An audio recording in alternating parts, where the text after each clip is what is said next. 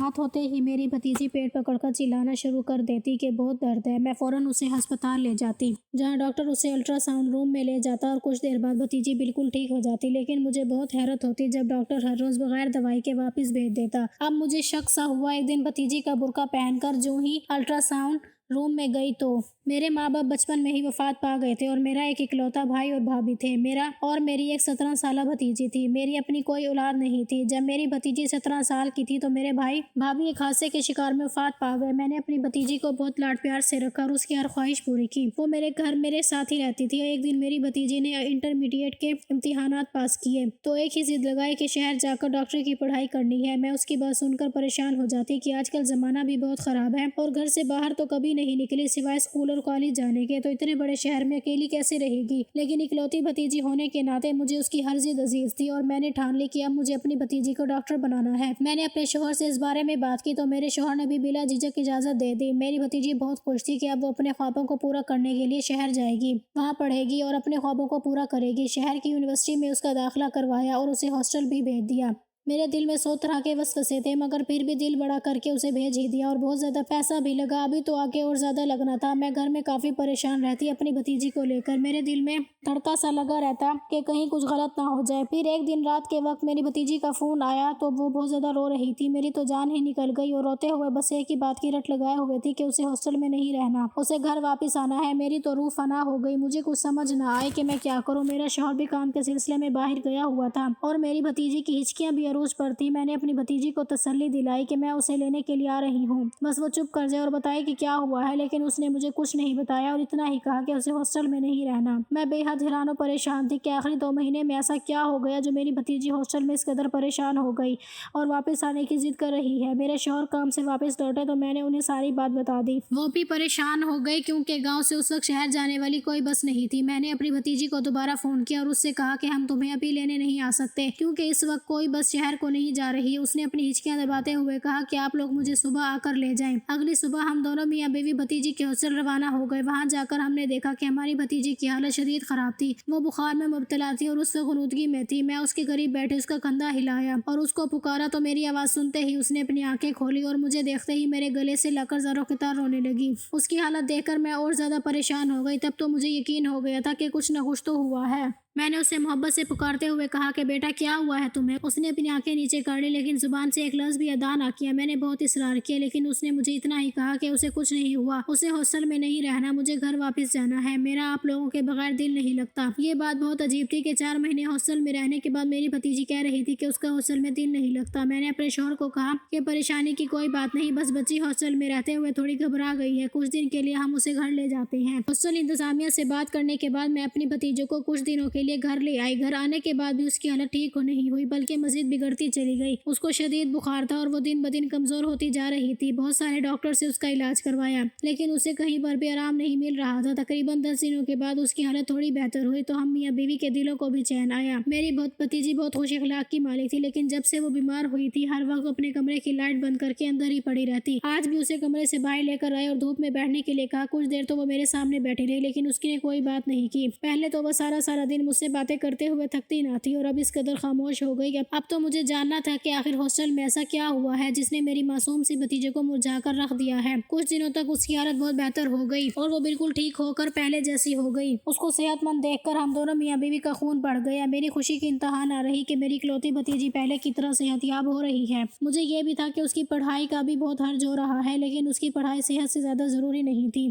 جب وہ بالکل ٹھیک ہو گئی تو میں نے اسے کہا کہ بیٹا اب تمہیں یونیورسٹی واپس جانا چاہیے، تمہاری پڑھائی کا بہت حرج ہوا ہے۔ میری بات سن کر وہ بہت پریشان ہوئی۔ مجھے اس کی پریشانی سمجھ نہ آئی۔ کچھ دیر کے بعد وہ بولی کہ آپ ٹھیک کہہ رہی ہیں، مجھے واقعی واپس جانا چاہیے۔ جب میں اس کے کمرے میں گئی تو وہ تکیہ منہ پر رکھے زاروں قطار رونے میں مشغول تھی۔ میں جلدی سے اس کے پاس گئی۔ اس نے اس کے منہ سے کپڑا ہٹایا اور اس سے پوچھا کہ کیا ہوا ہے تمہیں؟ کہنے لگی میرے پیٹ میں بہت شدید قسم کا درد ہے جو کہ ناقابل برداشت ہے۔ میں جلدی سے اسے چادر اڑا کر اپنے گاؤں کے کلینک لے گئی۔ ڈاکٹر نے اسے چیک کیا، اسے دوا دی، کہنے لگا کہ یہ دوا کھانے کے کچھ دیر بعد ہی بالکل ٹھیک ہو جائے گی۔ گھر آ کر میں نے اسے دوا کھلائی۔ تھوڑی ہی دیر کے بعد جب میں نے اس سے اس کی طبیعت پوچھی تو کہنے لگی کہ مجھے اب زیادہ درد نہیں ہو رہا، میرا دل اب ہر وقت بیزار رہنے لگا۔ میری ایک ہی بھتیجی تھی اور میری اپنی اولاد تو تھی نہیں، میں نے اسے اولاد سے بھی بڑھ کر پالا تھا اور وہ بھی ہمہ وقت بیمار ہے۔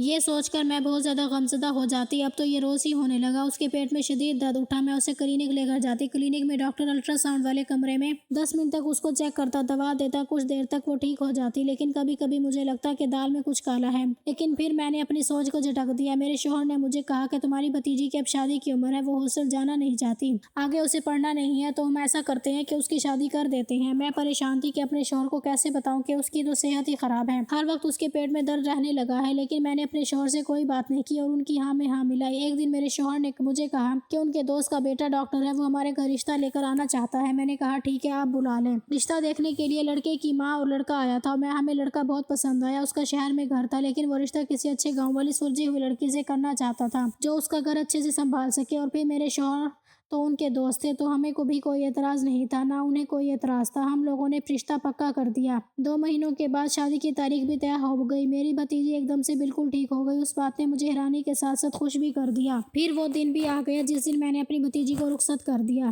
اس کے جانے کے بعد ہمارا گھر بہت ویران ہو گیا۔ میری بھتیجی ہمیں ملنے کے لیے 1 مہینے کے بعد آتی۔ میرے پوچھنے پر وہ ہمیشہ یہی کہتی کہ میں بہت خوش و خرم ہوں۔ اس کی یہ بات سن کر میں بھی پرسکون ہو جاتی۔ پھر ایک دن ایک فون کال نے میرے پاؤں تلے سے زمین کھینچ لی۔ وہ فون میری بھتیجی کے سسرال والوں کی طرف سے تھا۔ ہم لوگ جیسے ہی میری بھتیجی کے سسرال پہنچے، میری بھتیجی نے بتایا کہ میری ساس صبح کی گئی ہوئی ہے اور ابھی تک واپس نہیں آئی۔ پورا محلہ چھان مارا، کسی نے اسے صبح سے نہیں دیکھا۔ ہم لوگوں نے دوبارہ پورا محلہ چھان مارا، لیکن بھتیجی کی ساس کہیں نہ ملی۔ میرے شوہر نے اپنے دوستوں کے ذریعے پولیس وغیرہ سے بھی رابطہ کیا۔ پولیس آ گئی، لیکن بھتیجی کی ساس کے بارے میں کوئی پتہ نہیں لگا سکا کہ آخر وہ کہاں گئی۔ میری بھتیجی کے گھر میں ایک دم سے بھونچال آ گیا کہ آخر میری بھتیجی کی ساس کہاں جا سکتی ہے۔ ہم لوگ تو شام تک واپس آ گئے۔ بھتیجی کا شوہر بھی ملک سے باہر گیا ہوا تھا۔ میری بھتیجی کے شوہر کا نام علی تھا۔ 1 مہینے بعد اس کا شوہر بھی باہر کے ملک سے واپس لوٹا ہے، لیکن اس کی ساس کا کوئی اتا پتہ نہیں تھا۔ 2 ہفتوں بعد ایک دن اچانک ہی میری بھتیجی شام کے وقت اپنے کپڑوں کا بیگ ساتھ لی آ گئی۔ وہ بہت پریشان تھی۔ میں نے اسے بٹھا کر وہاں پانی وغیرہ پلایا، اس سے پوچھا کہ کیا ہوا ہے، تو میری بھتیجی نے کہا کہ پھوپھو مجھے معاف کر دو، میں بہت بری ہوں۔ اس کی باتیں سن کر میں حیران رہ گئی کہ آخر وہ ایسا کیوں کہہ رہی ہے۔ اس نے مجھے جو باتیں بتائی انہیں سن کر میں ایک بار کانپ کر رہ گئی۔ میری بھتیجی نے مجھے بتایا کہ ساس کی گمشدگی کے بعد میرا شوہر باہر کے ملک سے لوٹ آیا۔ وہ بھی بہت پریشان تھا۔ اس نے ہر ممکن کوشش کی ڈھونڈنے کی، لیکن ان کا پتہ نہ کروا سکا۔ مجھے یوں محسوس ہوا جیسے وہ اپنی ماں کو لے کر بہت پریشان ہو، اس لیے مجھے نظر انداز کر رہا ہے، لیکن کچھ دنوں کے بعد اس نے مجھے مکمل نظر انداز کر دیا۔ میں نے اس سے بات کرنے کی کوشش کی اور اس سے کہا کہ جب سے آپ آئے ہیں آپ نے میرے ساتھ کوئی بات چیت نہیں کی۔ میں نے اس سے بات کرنے کی کوشش کی اور اس سے کہا کہ کوئی بات چیت نہیں کی۔ میرا شوہر کہنے لگا کہ میں اپنی سرگرمیوں میں مشغول ہوں، مجھے کسی کی پرواہ کرنے کی ضرورت نہیں ہے۔ اپنے شوہر کا یہ جواب سن کر مجھے یقین ہی نہیں آ رہا تھا کہ یہی میرا شوہر ہے جو مجھ سے اتنے میٹھے لہجے میں بات کرتا تھا، اب اس قدر تلخ بیانی کر رہا ہے۔ میں نے اس سے پوچھنے کی بہت کوشش کی کہ مجھ سے کوئی غلطی ہوئی ہے تو مجھے بتاؤ، لیکن وہ کچھ نہ بولا۔ کچھ دن کے بعد مجھے یوں محسوس ہوا جیسے گھر میں کسی چیز کی تیاری چل رہی ہو۔ میں کچن میں آئی تو میری نند انواع اقسام کے کھانے بنا رہی تھی۔ میں نے اس سے پوچھا کہ خیریت ہے، آج اس قدر تیاریاں کس بات کی؟ اس نے مجھ سے رعب جمانے والے انداز میں کہا کہ آج گھر میں مہمان آ رہے ہیں، آپ اپنے کمرے میں ہی رہنا، نہیں تو اچھا نہیں ہوگا۔ اپنی نند کا یہ رویہ میری سمجھ سے باہر تھا۔ میں نے اس سے پوچھنا چاہا کہ میں اپنے کمرے میں کیوں رہوں، لیکن اس وقت میرا بحث کرنے کو بالکل دل نہیں کر رہا تھا، اس لیے میں خاموشی سے اپنے کمرے میں چلی گئی۔ مجھے اپنے کمرے سے باتوں کی آوازیں آ رہی تھیں۔ میرا شوہر اور نند دونوں بہت خوش نظر آ رہے تھے۔ میری طبیعت بہت خراب تھی، لیکن میں نے کسی کو نہیں بتایا۔ پچھلے کئی دنوں سے مجھے شدید چکر آ رہے تھے، آج بھی مجھے شدید چکر آنے لگے، ساتھ ہی الٹیاں شروع ہو گئی۔ میں بے حد گھبرا گئی۔ اس وقت میری نند میرے کمرے میں میرے شوہر کو لے کر داخل ہوئی۔ اس کے منہ سے جو باتیں نکل رہی تھی ان کو سن کر مجھے ایسا لگا جیسے ابھی زمین پھٹ جائے اور میں اس میں سما جاؤں۔ اپنی ذات پر لگائے گئے اتنے گھٹیا الزامات سن کر کس کا گناہ پال رہی ہے جو اس کی یہ حالت ہے۔ میں تو چکراتے سر کے ساتھ بیڈ پر ڈھہ گئی۔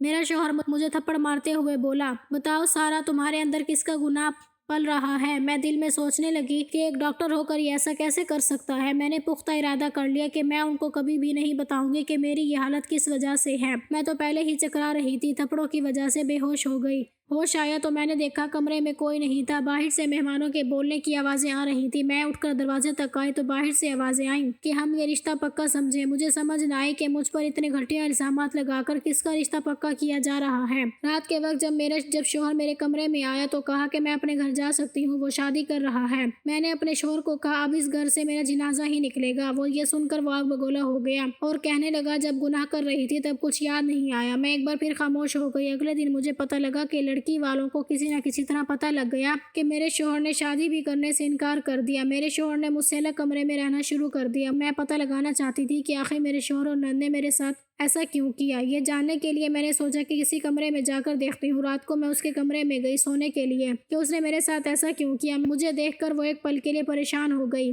میں نے اس سے کہا کہ مجھے اپنے کمرے میں ڈر لگ رہا ہے، اسی لیے تمہارے کمرے میں سونے لگی ہوں، اور جا کر آرام سے بیڈ پر لیٹ گئی۔ 5 منٹ کے بعد میں نے ہلکی سی آنکھ کھول کر دیکھا تو وہ کمرے کے درمیان میں ایک ٹارچ بچھا کر اس کے اوپر بیٹھی کچھ پڑھ رہی تھی، اور ایسا محسوس ہو رہا تھا جیسے اس کا ذہنی توازن بگڑ گیا ہو۔ تھوڑی دیر کے بعد وہ میرے قریب آئی۔ میرے دل میں خوف کی شدید لہر اٹھی۔ مجھے لگا جیسے وہ بھی مجھے کچھ کر دے گی، لیکن وہ چپ چاپ آ کر میرے قریب بیٹھ گئی۔ اس کی باتیں سن کر میرے سر پر ساتوں آسمان آ گرے اور قدموں تلے سے زمین نکل گئی۔ وہ مجھے کہنے لگی، خوش قسمت ہو، میں نے ہر ممکن کوشش کی تمہیں گھر سے نکالنے کی، لیکن تم نکلی نہیں۔ میں نے تمہارا گھر خراب کرنے کی کوشش کی، تو مکمل طور پر تنہا ہو گئی۔ اگر خوش میں نہیں ہوں تو رہنے تمہیں بھی نہیں دوں گی۔ میں نے اپنا سب کچھ کر لیا ہے، لیکن تم پھر بھی نہیں نکلی اس گھر سے۔ تمہارے موبائل فون سے میں نے تمہارے شوہر کو نقلی میسیجز بھیجے، جس سے اس کو پختہ یقین ہو گیا کہ تم اور مردوں کے ساتھ باتیں کرتی ہو، تمہارے غیر مردوں کے ساتھ تعلقات ہیں۔ پھر میں نے اپنے بھائی کی دوسری شادی کروانے کا سوچا، اس کا رشتہ بھی طے کر لیا۔ اب تمہارا سر درد اور الٹی آنا، ان سب نے میرا کام اور بھی آسان کر دیا۔ مجھے رات کو پتہ چلا کہ تمہیں کینسر ہے، تم بہت جلد مرنے والی ہو، تو اب مجھے تمہیں مارنے کا کوئی ارادہ نہیں ہے۔ اور جب مجھے اس بات کا پتہ چلا، میری ماں کو تو وہ روکنا چاہتی تھی۔ میری ماں چاہتی تھی کہ میرے بیٹے کا گھر خراب نہ ہو، پھر میں نے بھی راستے سے ہٹا دیا۔ میں نے اپنی سگی ماں کو ہی مار دیا، اور اس بات کا پتہ آج تک کسی کو نہیں لگا۔ تم نے بہت غلط کیا بھابھی، اس گھر میں آ کر میرے بھائی کے ساتھ شادی کر کے۔ میں اپنی دوست کے ساتھ اس کی شادی کروانا چاہتی تھی، مگر میرے بھائی نے کہا کہ وہ اپنی پسند کی شادی کرے گا، اور وہ تمہیں پسند کرتا تھا۔ کچھ سال پہلے تم اور میں ایک ہی اسکول میں پڑھتے تھے، تم ہمیشہ فرسٹ آتی اور میں پیچھے رہ جاتی۔ میں نے تبھی سوچ لیا کہ میں تمہیں تباہ و برباد کروں گی، مگر پھر تم لوگ کہاں چلے گئے؟ اس کے بعد جب تم بیاہ کر اس گھر میں آئی، تمہیں دیکھتے ہی میں نے کہا تم نہیں بچو گی، اور دیکھو میں نے تمہیں تباہ کر دیا۔ اپنی نند کی اتنی بھیانک باتیں سن کر میں دنگ رہ گئی، پر خاموش رہی۔ مجھے مکمل یقین ہو گیا کہ میری نند ایک سائیکو پیشنٹ ہے۔ بچپن کی باتیں مجھے تو یاد نہیں تھی، اور اس نے تبھی سے ہی میرے لیے اپنے دل میں بغض پال رکھا تھا۔ اس کمرے میں آتے ہی میں نے سب سے پہلا کام یہ کیا کہ جس وقت میری نند میرے پاس بیڈ پر آ کر بیٹھی، میں نے آنکھ بند کر کے اپنے موبائل کا ریکارڈ آن کر لیا۔ اس کی ساری باتیں ریکارڈ ہو گئیں۔ میں نے ساری باتیں اپنی شوہر کو بھیج دیں۔ اپنی بھتیجی کی تمام باتوں نے میرے دل کو غم سے بھر دیا تھا۔ اس کے بعد میری بھتیجی کہنے لگی، پھپھو مجھے معاف کر دیں، میں بہت بری ہوں، میں نے آپ کو دھوکہ دیا، اور دیکھیں بدلے میں مجھے بھی دھوکہ ملا تھا۔ میں اسے پسند کرنے لگی۔ جب مجھے پتہ چلا وہ شہر میں رہتا ہے، میں نے آپ سے ضد کی کہ مجھے شہر میں پڑھنا ہے۔ میں شہر پڑھنے چلی گئی۔ وہاں میں روزانہ اپنے ڈاکٹر شوہر سے ملتی۔ پھر ایک دن اس نے مجھے بتایا کہ وہ مجھ سے شادی کرنا چاہتا ہے۔ میں نے بھی ہاں کر دی۔ اب میں آگے نہیں پڑھنا چاہتی تھی، اسی لیے میں نے اتنے دنوں تک بیماری کا ناٹک کیا، اور جب میرے پیٹ میں درد ہوا تو کلینک جانے لگی۔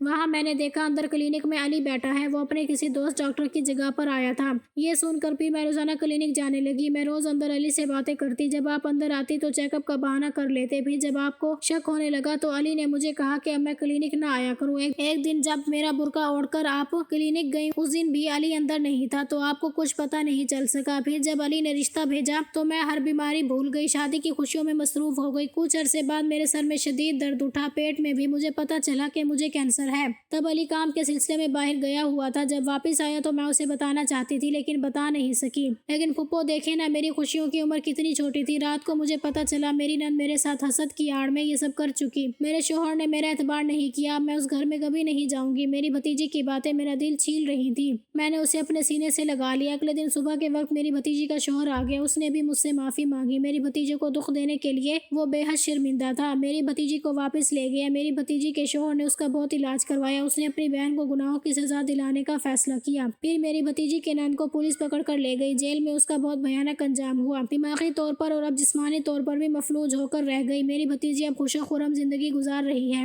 ہمیں اپنے بڑوں کو دھوکہ نہیں دینا چاہیے، نہ ہی کسی سے حسد کرنا چاہیے، ورنہ یہ چیزیں انسان کی زندگی تباہ و برباد کر کے رکھ دیتی ہیں۔ آپ کو اگر یہ کہانی اچھی لگی ہے تو اس ویڈیو کو لائک کیجیے، اور اس طرح کی مزید کہانیاں سننے کے لیے ہمارے چینل کو ضرور سبسکرائب کیجیے گا۔ اللہ حافظ۔